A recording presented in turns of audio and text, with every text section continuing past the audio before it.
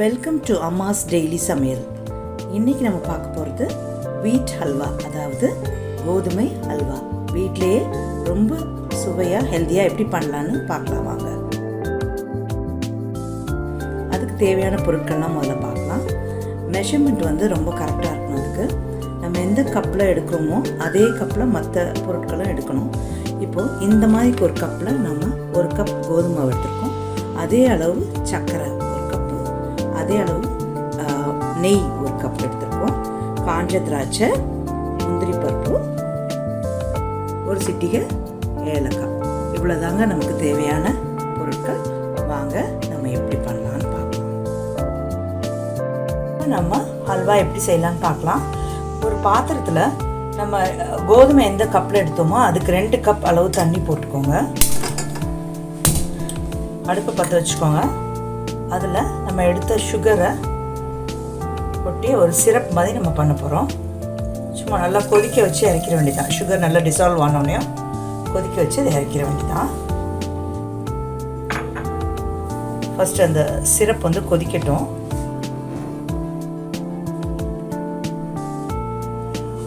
அந்த sugar dissolve ஆகி நல்லா சூடாக நம்ம அந்த சுகர் வாட்டரை சிரப் மாதிரி ரெடி பண்ணிக்கிறோம். ஜஸ்ட் நல்லா கொதிச்சா போதும்.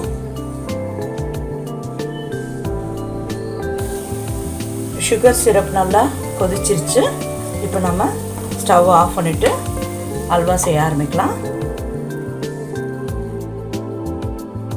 ஃபர்ஸ்ட் ஒரு நான்ஸ்டிக் கடாய் எடுத்து வச்சுக்கோங்க. நான்ஸ்டிக் கடாயில் ஒரு கப் கீ ஆட் பண்ணிக்கோங்க. இது கொஞ்சம் கீ அதிகமாக தேவைப்படும், ஏன்னா நம்ம ஹல்வா பண்ணுறதுனால.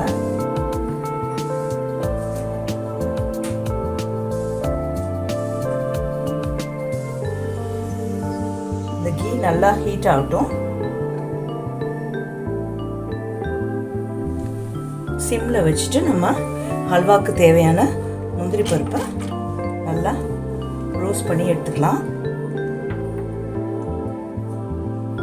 முந்திரி பருப்பு நல்லா ரோஸ்ட் ஆன உடனே இந்த ஆஞ்ச திராட்சையும் போட்டு நல்லா ரோஸ்ட் பண்ணிக்கோங்க.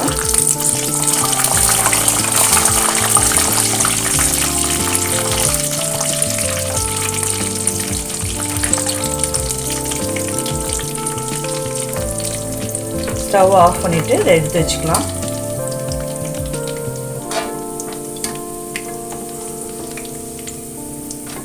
இதை தனியாக எடுத்து வச்சுக்கலாம்.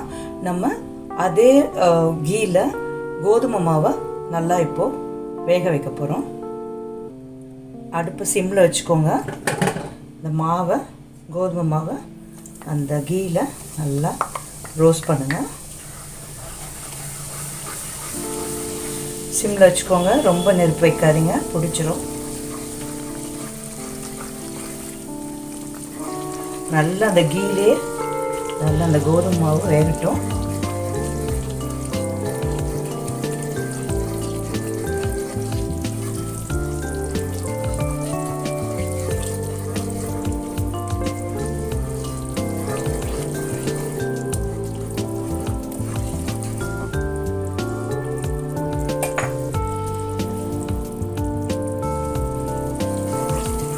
ஒரு 5 to 7 minutes நல்லா அந்த கீயில் அந்த கோதுமை மாவு நல்லா வேகட்டும்.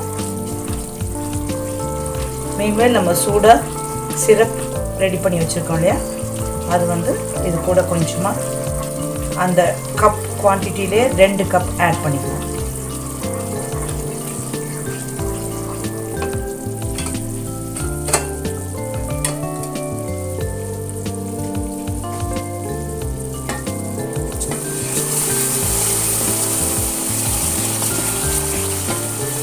திக்காக ஆகுது, உங்களுக்கு தெரியும்.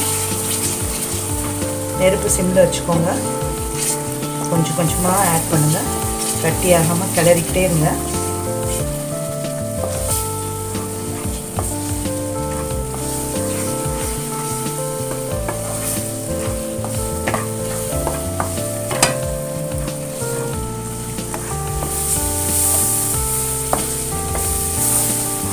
ஹல்வா பதத்துக்கு வர்றது உங்களுக்கு தெரியும். ரொம்ப ஈஸியாக நீங்கள் வீட்டிலே செய்யலாம், ஹெல்த்தியாக.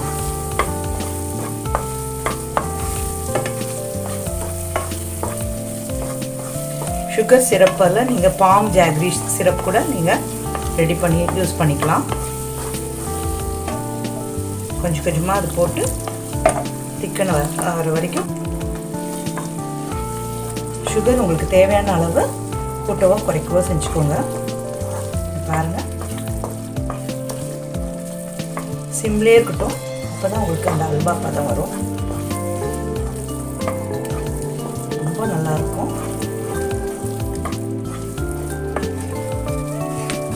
நான் சுகர் யூஸ் பண்ணியிருக்கிறேன்.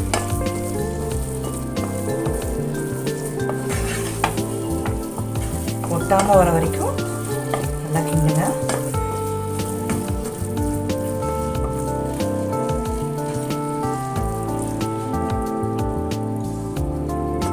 இந்த டைமில் கொஞ்சமாக கீ ஆட் பண்ணிக்கோங்க. 2 to 3 minutes அப்படியே கலர்னிங்கன்னா ஒட்டாமல் அப்படியே வரும். ஹல்வா எவ்வளோ சூப்பராக ரெடி ஆகிடுச்சு பாருங்கள்.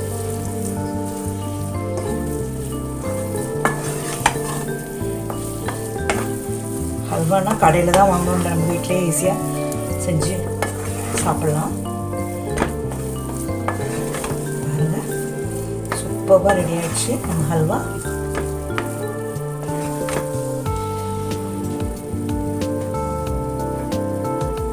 இப்போ நம்ம இந்த ஏலக்காய் பொடியை லைட்டாக இதை தூவிக்கிறோம்.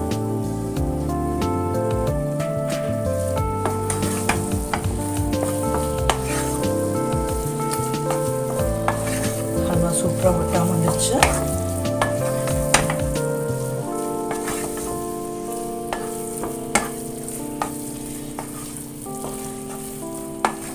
உங்களுக்கு இன்னும் அதிகமாக டேஸ்ட் வேணும்னா கீ இன்னும் கொஞ்சம் ஆட் பண்ணிக்கலாம். நான் லிமிட்டாக ஆட் பண்ணியிருக்கேன். சூப்பராக ரெடி ஆயிடுச்சு நம்ம அல்வா. ஃபைனலாக நம்ம ரோஸ்ட் பண்ணி வச்சுருக்கிற நட்ஸை இதில் போட்டு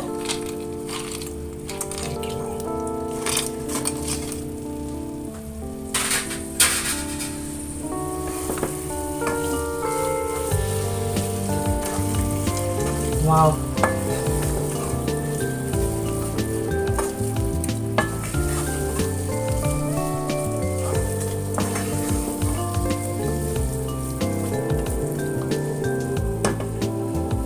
சுவையான ஹல்வா ரெடி ஆயிடுச்சுங்க. இதை ஒரு பவுலுக்கு அல்லது ஒரு பிளேட்டுக்கு ட்ரான்ஸ்ஃபர் பண்ணி நீட்டாக நம்ம டெக்கரேட் பண்ணிடலாம்.